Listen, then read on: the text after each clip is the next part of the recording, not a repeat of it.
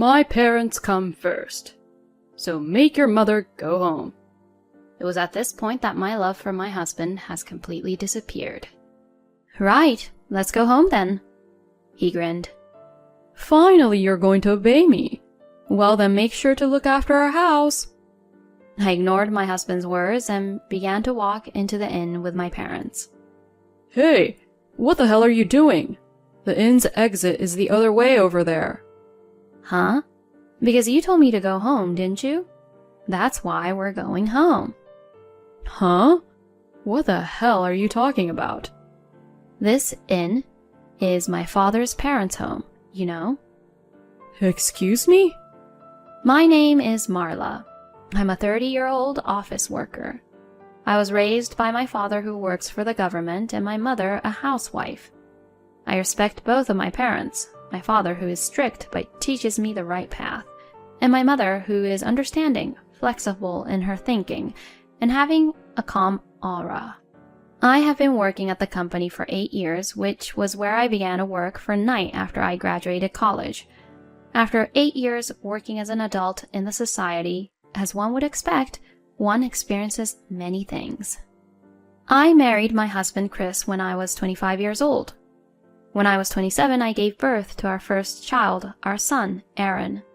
After taking maternity and childcare leave, I returned to work and now work as an office worker, while raising our son and taking care around the house. Although my husband is kind in some ways, there are some things I like to complain about.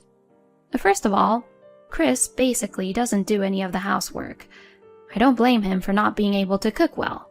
My husband lived at his parents' house all his life until we got married, so he has never cooked on his own. However, I would like him to do at least the laundry and cleaning around the house, which anyone can do as soon as they learn them, but he always puts the responsibility onto me by saying, Marla, you always get it done quicker than me, so... At first, everyone is slow, but as you get used to it, you'll get faster at it too. I would explain that to him, but he would give vague answers and eventually not do it. And around that time, I became pregnant and went back to my parents' home to give birth at a local clinic near my parents' house. I had hoped that while I was gone away, Chris would at least learn to do his own housework during that time.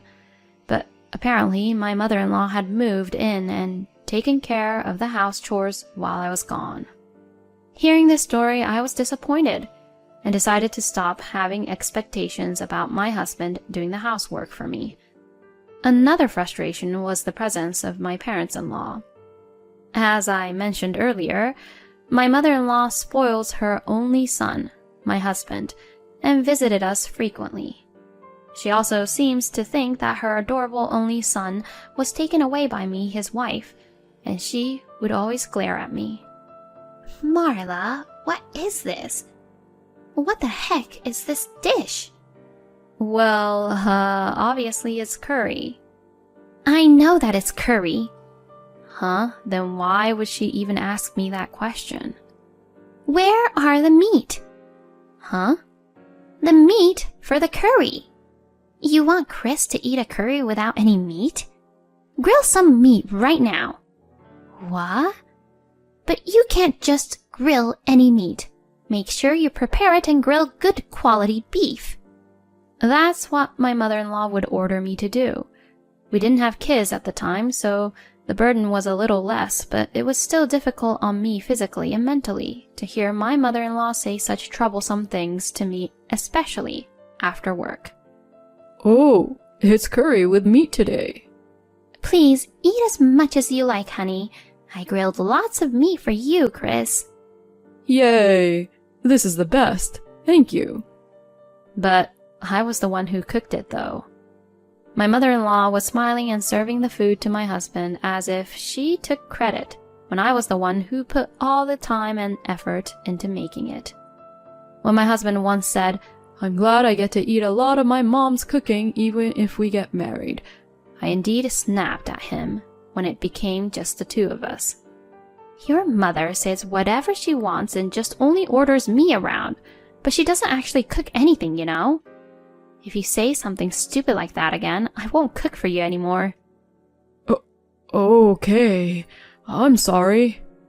For my husband, he seemed to think that I suddenly snapped at him and was quite surprised at that time. But on the contrary, it seemed to have a positive effect, and after that, when my mother-in-law served food in front of my husband, Chris would also ask, saying, Did Marla cook this? And every time I would reply, yes, I cooked it. Then my husband would say, Marla, your meals are delicious. I thought at the time that he was a person who could understand if I say it properly, but this in turn made my mother-in-law jealous. Marla, I'll cook today. What? Saying that, my mother-in-law bought a lot of ingredients. That's a lot. Are you okay? I'll make you realize that what Chris really likes is my cooking. Saying that, my mother-in-law began to cook. I made these meals today. Here, eat up. Oh, wow, it's steak. Mom, your steak is really delicious as always. My husband ate it happily. Seeing this, my mother-in-law said with a look of triumph, See, my cooking is better than yours, isn't it? But, to be honest, I didn't feel irritated at all or anything like that. It didn't matter how good my mother-in-law was at cooking, because it was a given that the food was delicious. All of the ingredients my mother-in-law bought were from high-end stores, and the meat for the steaks were quite expensive. I mean, if she bought it from a place like that, it'd be actually hard to make it not tasty. I may have overspent a little, though. So, Chris, I'm sorry. My mother-in-law would pretend to apologize like that to Chris. My husband, who does not do any housework and doesn't really care about food expenses, said, Oh, it's fine. Marla is managing the household budget. And told me to pay for what his mother bought today. I was astonished when I saw the receipt she gave me. It had cost $200 for just one meal. Not only was the meat expensive, but the caviar for garnish, the organic vegetables, the wine that cost a lot for cooking, and so on. The way she spent the money was just reckless. After that, I decided to try not to spoil my mother-in-law's mood and tried to be nice to her. Then my mother-in-law got into a good mood and stopped causing trouble. But it was still stressful for her to come over to our house so often.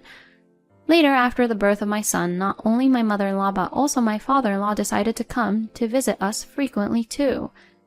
This boy is going to be a big shot like me in the future.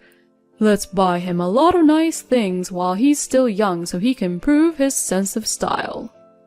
My father-in-law would say things like that and buy expensive baby items on his own. When I say, I think something a little cheaper would be fine, he gets angry and won't listen, saying, What if that makes his taste worse? And wouldn't listen to me. I wanted to ask my husband for help, but he was too busy being with my mother-in-law to help me out. My husband, being the insensitive husband that he is, didn't really understand that I was in trouble. When my son was newborn, my father-in-law was still working, so he only came on weekends. But this year, my father-in-law is retiring. If that happens, my father-in-law will definitely come to see my son on weekdays as well. I shudder just thinking about it. Incidentally, this year is my mother's 60th birthday. I wanted to do something for her to thank her for raising me. I wanted to do whatever she wanted, so I went home for the first time in a while and asked my mother, Is there anything you want to do for your upcoming birthday? You don't have to worry about it. You're busy too, aren't you? No way. It's your 60th birthday, so let me celebrate it properly. That's right. Thanks to you, honey, I've always been able to live comfortably. Let me thank you properly at a time like this. My father said that, and my mother laughed in embarrassment. What are you doing, saying something like that out of the blue? What? I was just saying what I was thinking. Seeing my father, who was strict but unintentionally making those kind of comments, and my mother, who was embarrassed, I felt at ease. Oh yeah. Oh, I might have a place I want to go. My mother says so, and I leaned forward to ask, "Oh, where do you want to go?" To your father's hometown. Marla, you were born right after we got married, so we haven't really had a chance to sightsee around. I see. Father, your hometown is known to be a ski resort, right? Yeah, it is. I haven't been back there in a long time, and since it was my hometown, I didn't really go skiing that much. After coming to the city for college, I realized how precious my hometown was.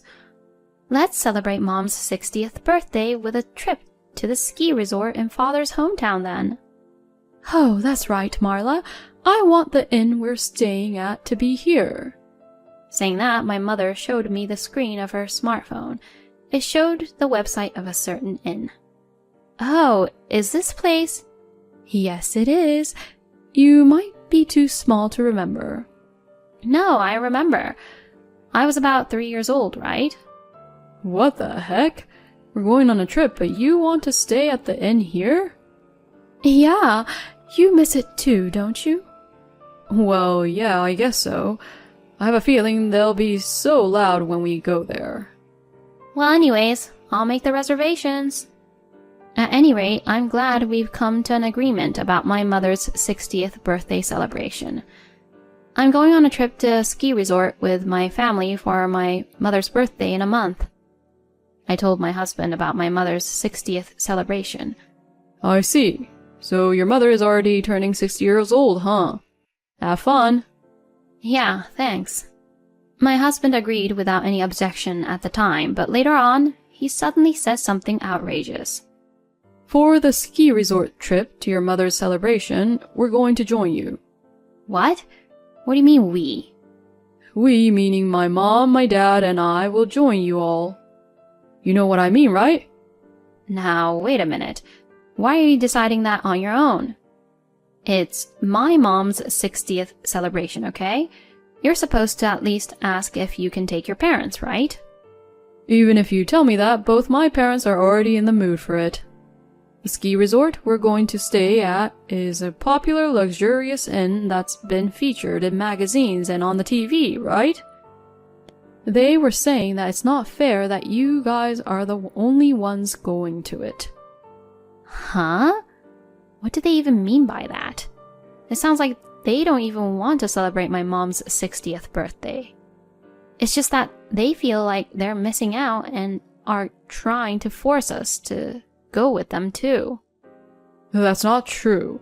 I'm sure they want to celebrate. No, I don't think so. Then if I tell you we're not going on this trip and we're only just having a celebration dinner, will your parents even come to that? And would you even come? Well, that's... My husband's stuttering attitude indicated the answer. See, you all just want to go because of that ski resort. Knowing that, I don't want to take you guys with us. How dare you treat my parents like that? I've been telling you for a while now that my mother is my priority this time. Your parents should learn to be a little more reserved. Excuse me? Are you trying to insult my parents? I'm just telling you the truth. They come over often and were being really rude to me. That's enough. I'm disappointed in you. Since my mom and dad are already ready to go on that trip, we'll stay at the inn on our own. Fine. I see. Then why don't you do whatever you want? And like that, we had a big argument. Then we didn't talk to each other at all for a long time. I mean, there are only about 2 weeks left until our trip, and I don't think my husband can even make a reservation. Well, it doesn't matter to me. And we stayed like that as we welcomed the day of the trip. My husband was getting ready early in the morning with his larger luggage. What the heck? So he was able to make a reservation, huh? I was a little disappointed, but decided that I would never go with him. I got ready to leave as well. We left the house at about the same time and we both got into our own cars. It took us a little longer to leave because I had to put my son in the car than he did.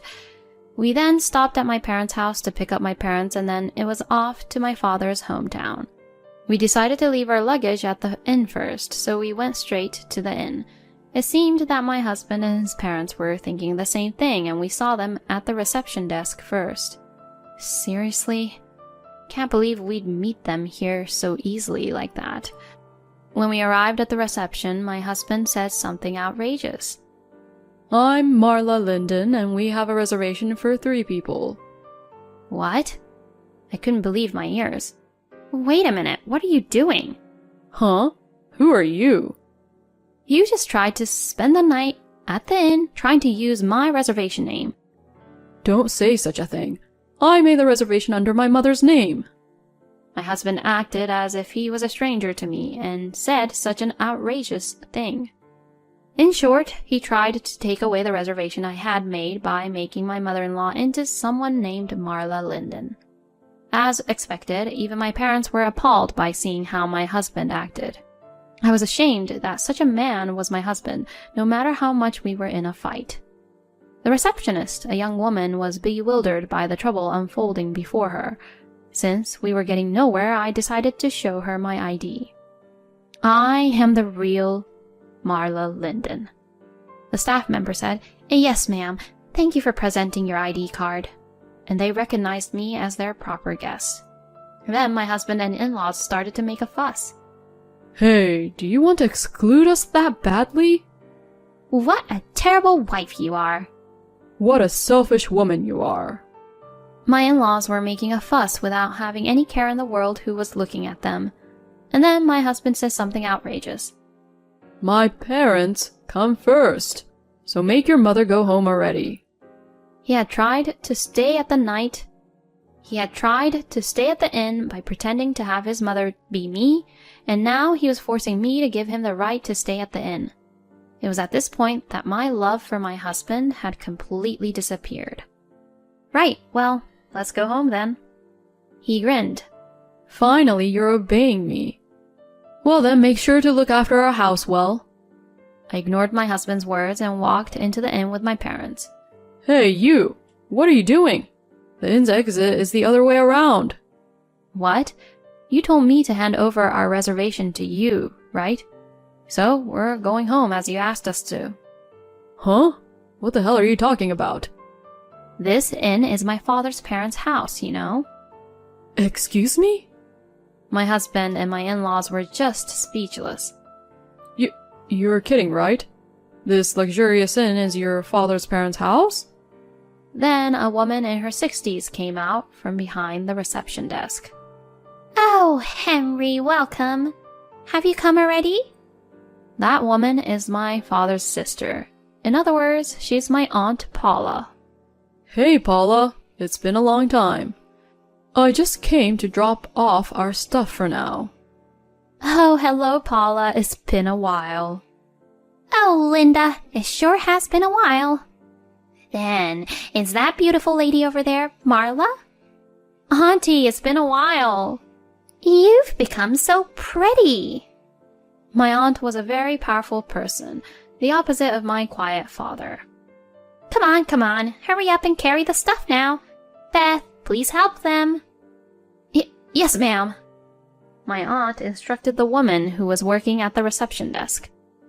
Then my aunt looked at my husband and his parents, who were standing there stunned, and called out to them.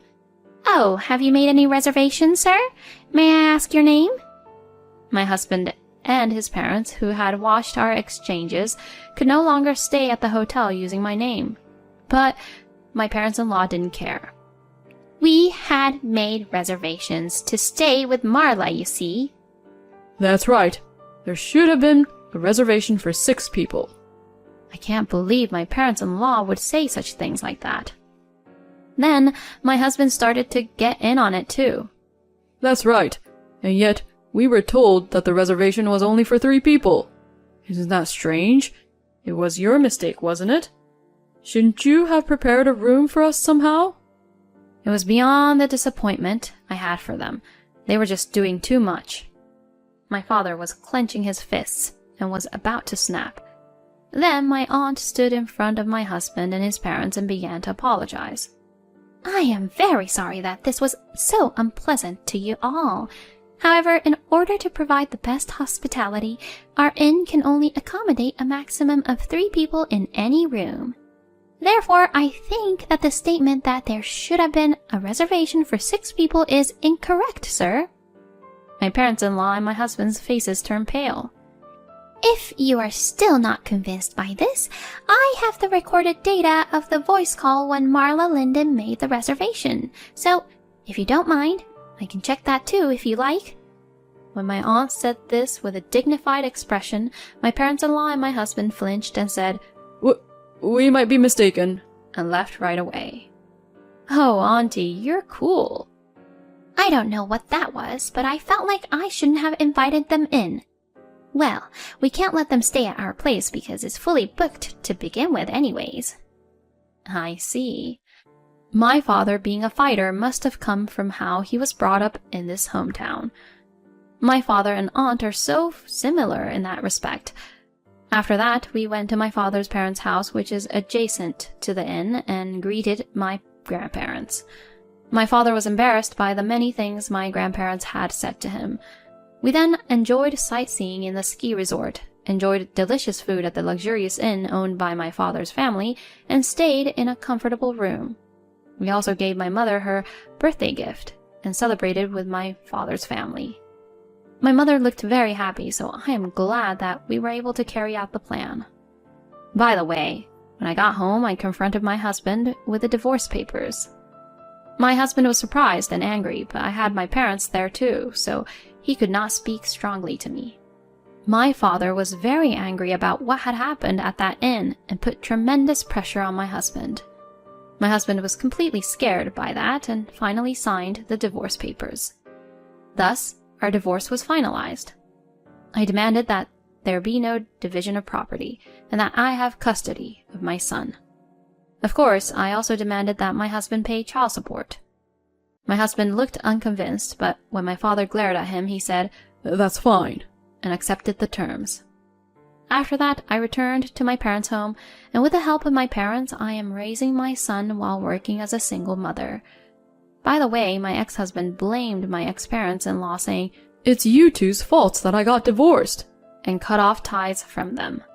Then Chris's mother, who loves her son dearly, blamed her husband, saying, "It's your fault that my son is gone," and blamed everything onto Chris's father. Then Chris's father, who felt offended, said, "Well then, let's get a divorce." And now they're both divorced too. I didn't think it would end up like that, but it was hilarious, and I think they all got what they deserved. I, on the other hand, am very happy with my family. My mother's room is decorated with family photos taken together to celebrate her 60th birthday, and we talk about going on trips together again. Thank you for watching to the end. Please subscribe to our channel if you like. See you in the next video.